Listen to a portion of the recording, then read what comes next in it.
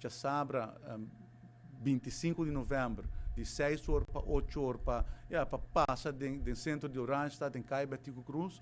Nós também sendo luz na Plaza Daniel Leo.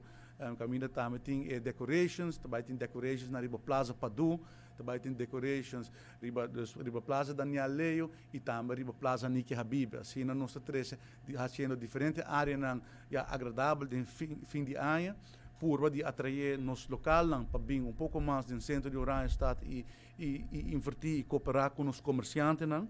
Nós temos Kidspreneur, bazar, caminho com os jovens também, jovens com a seguir curso de empresário na economische zaken, que vai participar e vender na arte, na produto, e me quero fazer uma apelação na povo de Aruba para vir participar hora de sabra à tarde na evento aqui de acendimento de luz e para participar na Kids bazar aqui caminho com por compra e estimular os jovens de empresário. Loto vai ter entertainment, loto vai ter gaita, loto vai ter kids corner, vai ter cotton candy, vai ter dino jump, etc. Entertainment para os jovens.